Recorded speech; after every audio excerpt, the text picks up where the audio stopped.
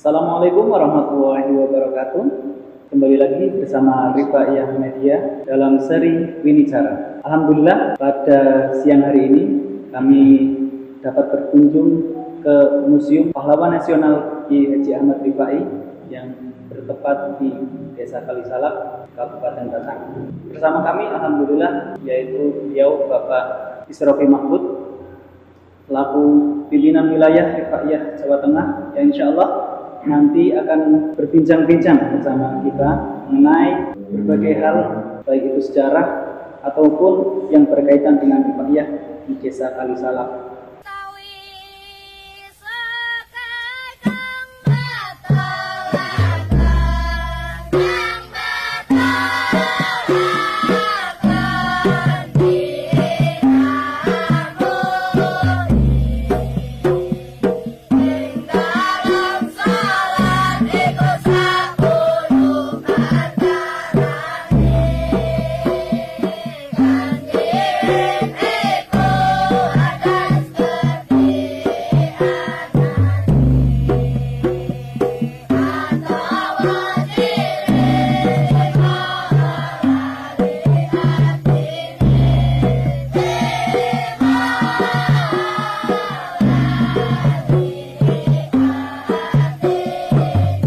Selamat siang Pak.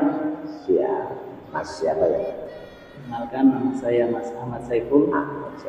Dari berbagai literasi yang saya baca, banyak sejarah membahas tentang Kalisalak, terutama dalam setiap pembahasan mengenai Rifaiyah. Kalisalak merupakan salah satu saksi dari perjuangan beliau Kiai Haji Ahmad Rifai. Daripada itu, kami sangat tertarik sekali untuk mendalami lebih tentang sejarah Kalisalak ini dan juga perjalanan beliau Kiai Haji Ahmad Rifai. Pertama yang ingin saya tanyakan pastinya yaitu mengenai bagaimana napak tilas Kiai Haji Ahmad Rifai di Desa Kalisalak ini hingga beliau dapat bermukim di desa ini. Terima kasih Mas Saiful.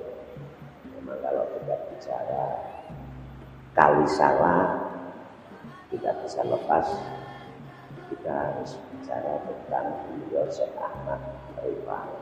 Kenapa? Karena memang Kalisalak ini salah satu menjadi ikon terkenal Kalisalak karena memang sebetulnya ada dua sosok ulama yang di Kalisalak ini. Yang pertama beliau Syekh Ahmad Rifai dan yang kedua yaitu Sayyid Umar bin Hamid bin Yahya yang juga merupakan ulama pejuang sekaligus penyebar ajaran agama Islam khususnya di Kecamatan Limbong, Kabupaten Batang, yang dulu memang Syekh Ahmad Rifai ini bermula ke Kalisalak itu dalam rangka melebarkan sayap perjuangan beliau dari Kabupaten Kendal ya, yang mungkin karena satu dua hal memang Kalisalak ini merupakan salah satu tempat yang sangat strategis karena memang pada waktu itu Kalisalak ini adalah sebagai kawedanan atau kalau bahasa sekarang mungkin kecamatan, dan secara teritorial Kalisalak ini itu sangat luas dari Pegunung Perahu sampai arah timur yaitu Laut Semarang, kurang lebihnya seperti itu. Melihat posisi yang strategis tersebut untuk geografinya sendiri Pak, saya tadi dari Pekalongan sendiri untuk mencapai Kalisalak itu melewati berbagai hutan. Iya. Mungkin saya coba berpikir di masa lampau, kira-kira kenapa kok Kiai Haji Ahmad Rifai sampai menempati sebuah posisi atau daerah yang letaknya itu di tengah-tengah alas. Mungkin tidak jauh beda dengan ada semacam kisah yang pernah terjadi sebelumnya.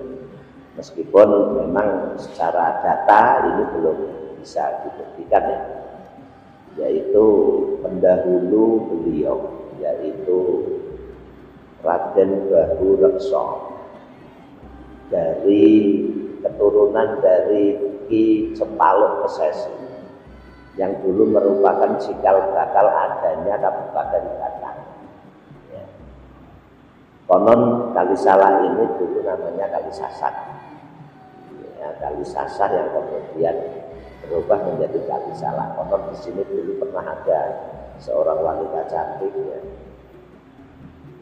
yang pada waktu pemerintahan Sultan Agung Hanyokrokusumo Raja Mataram pertama itu menyukai, ini kan mengirimkan salah satu utusannya yaitu Raden Bahu Rekso untuk menikah, untuk melamar beliau. Namun beliau akhirnya malah suka sendiri dengan wanita itu dan akhirnya beliau dihukum oleh Raden Sultan Agung Hanyokrokusumo untuk membabat hutan-hutan yang ada di Kabupaten Batang ini. Dulu belum kenal dengan istilah Batang, yang sangat werit, banyak dedemitnya, yang pada waktu itu kemudian karena peperangan beliau dengan para demit ini menang, para demit ini mati sampai banyak bangkai berserakan sehingga menimbulkan bau aroma yang menyengat, bau busuk. Dalam istilah Jawa bangkai ini kan disebut batang.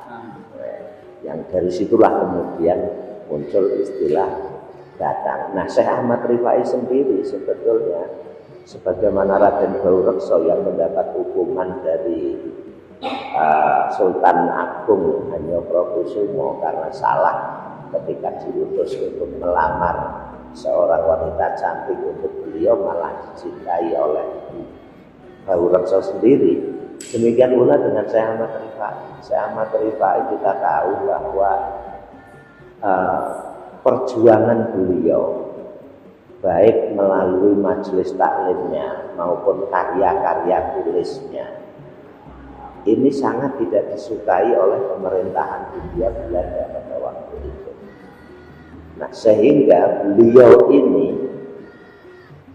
kemudian dengan berbagai cara Belanda ini untuk membuat beliau tidak nyaman di Kabupaten Kendal, baik melalui penangkapan, persidangan dan lain sebagainya.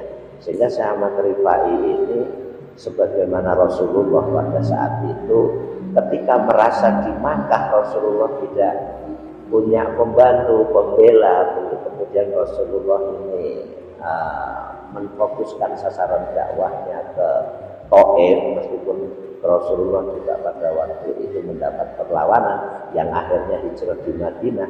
Demikian pula dengan Kalisalak, hutan yang tempat yang penuh dengan hutan dan terkenal angker itu biasanya ditakuti oleh masyarakat pada umumnya, sehingga untuk masyarakat awam sangat tidak ingin untuk menempati tempat itu. Nah, ini situasi dan kondisi yang semacam ini dimanfaatkan sebaik-baiknya oleh Syekh Ahmad Rifai untuk menempati wilayah ini yang mayoritas masyarakat pada umumnya ini tidak berani, sehingga Syekh Ahmad Rifai bisa secara fokus untuk merenungi langkah dakwah selanjutnya, kemudian menerapkan langkah dakwah yang akan diambil, sekaligus membangun lembaga pendidikan untuk terus melancarkan tugas dan kewajiban beliau sebagai ulama yang pada saat itu khususnya ini untuk ikut berjuang mengusir pemerintah Belanda yang melakukan penjajahan dari luar timur. Dan menarik sekali. Dan untuk tadi saya mendengar bahwa Syekh Ahmad Rifai itu banyak peninggalannya di Desa Kalisalak. Mungkin bisa diceritakan bagaimana peninggalan beliau, karya beliau ataupun yang diwariskan di Desa Kalisalak. Memang dari beberapa cerita yang saya terima juga dari para masyayikh, para tokoh-tokoh yang ada, Dulu Syekh Ahmad Rifai ini karena di Kalisala ini pernah membangun sebuah pondok pesantren. Sudah barang tentu banyak sekali karya-karya beliau, khususnya karya-karya tulis beliau yang beliau karang di tempat ini.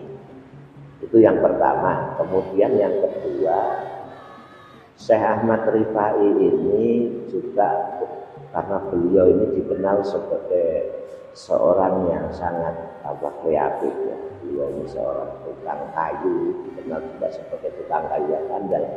Beliau punya tinggalan sebuah kaligrafi hasil dari buah karya tangan beliau sendiri yang sekarang ini masih ada, yaitu di Masjid Kalisala. Ya, di Masjid Kalisala. Dan menurut sebagian cerita orang-orang tua, bahkan Masjid Kalisala itu sendiri, meskipun bukan Syekh Ahmad Rifai sebagai peletak dasar batu pertama, tapi beliau juga ikut menyempurnakan pembangunan pembangunan Masjid Kalisala pada waktu itu. Berarti kontribusi beliau terhadap Kalisala dan sekitarnya itu cukup besar. Iya. Mungkin di Kalisala itu sendiri, ketika pertama awal masuk, bagaimana hubungan sosial beliau terhadap masyarakat, terutama saya pernah mendengar bahwasanya beliau itu pernah meminang salah satu gadis di Kalisala. Mungkin itu bisa. Memang ada beberapa versi. Bahkan saya dulu pernah menerima sebuah kisah dari guru saya. Beliau Bapak Kiai Haji Uzairi Badri dari Pondowinangun. Ketika beliau mengalihkan sasaran dakwahnya di Kalisala pada waktu itu, beliau punya seorang rekan, teman akrab sebelum dia di Kalisala. Itu teman akrab dari warga Cina. Yang konon kata Pak Kiai saya itu dulu warga Cina ini dia seorang pemabuk berat. Mungkin kalau digambarkan di era kekinian mungkin satu hari ini bisa habis 10 sampai 15 botol. Namun Syekh Ahmad Rifai ini dengan kepiawaiannya, dengan kearifannya, yang karena kebetulan pada waktu itu kan memang teman satu-satunya di Kecamatan Lutung ini warga Cina tersebut, sehingga melalui dakwah beliau dengan kearifannya, dengan kebijaksanaannya, sampai warga Cina ini kemudian pada akhirnya sama sekali berhenti dari mabuknya. Nah, menurut beliau dari sinilah sebetulnya Syekh Ahmad Rifai ini dikenalkan oleh beliau ini dengan seorang janda, bekas istri seorang teman yang bernama Nyai Sujina. Nah, karena beliau juga sendiri tahu bahwa istri adalah merupakan salah satu kunci kesuksesan dalam sebuah dakwah, karena yang nanti akan mempersiapkan segala sesuatunya, maka meskipun Syekh Ahmad Rifai pada waktu itu sudah mempunyai istri sebetulnya yang dipersunting waktu di Kendal dan juga mempunyai beberapa keturunan, maka di sini pun untuk lebih tahu Syekh Ahmad Rifai dengan budaya, corak ragam masyarakat, tata cara penduduk, itu beliau harus mempersunting salah satu warga masyarakat setempat. Mengenai keturunan mungkin siapa keturunan dari Kiai Haji Ahmad Rifai yang ada di Kalisala? Kalau yang ada di Kalisala ini memang tidak ada bukti sejarah yang dapat dipegang secara kuat, meskipun kalau berdasarkan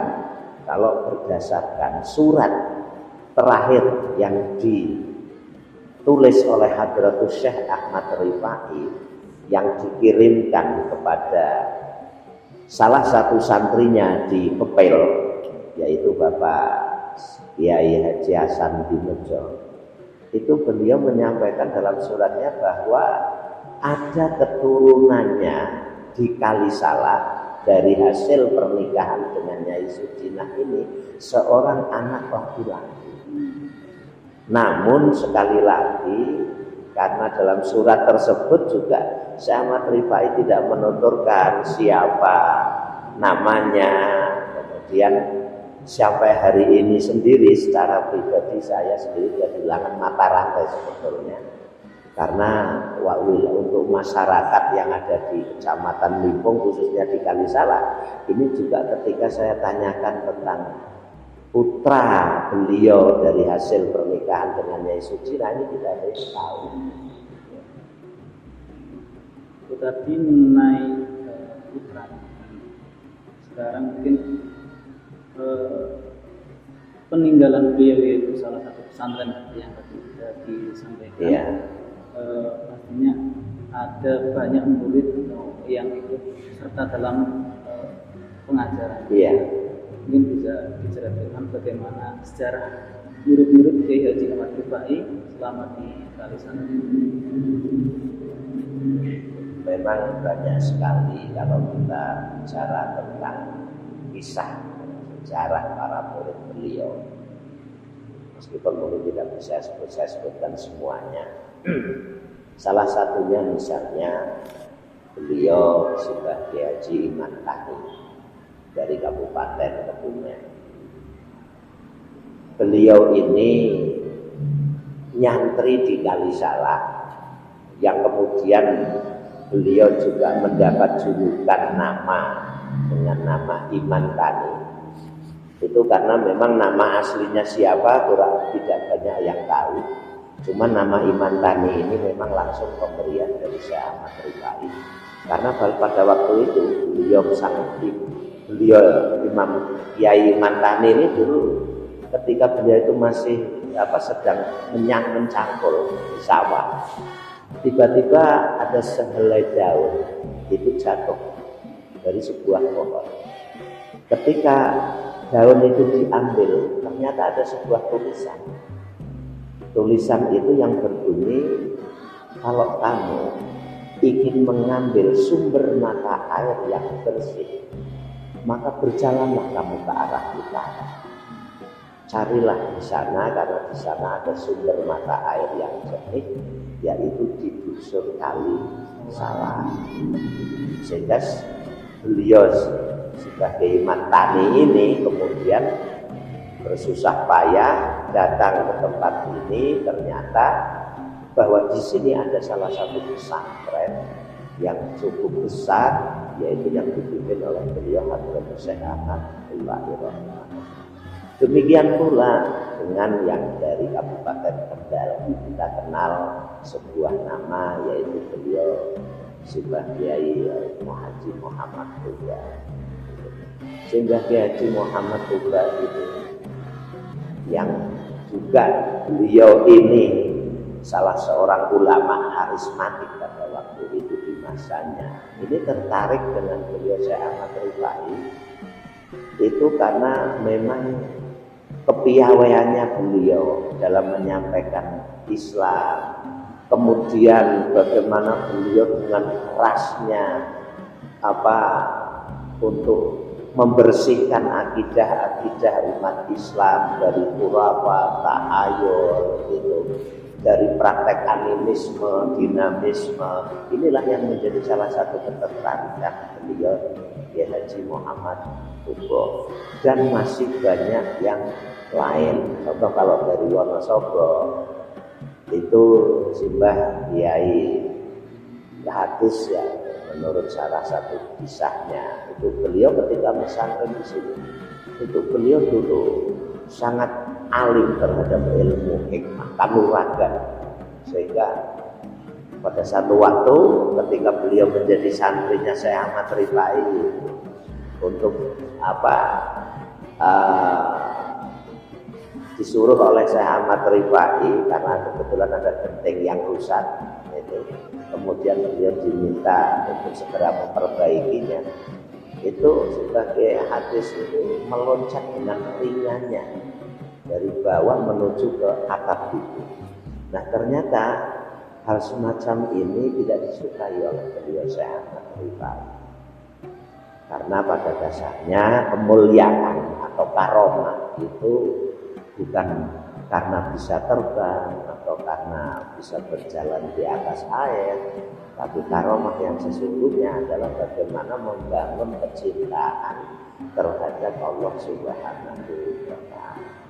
Dan masih banyak yang lain ya, mungkin itu nanti bisa secara spesifik ya kita bicarakan pada kesempatan yang lain.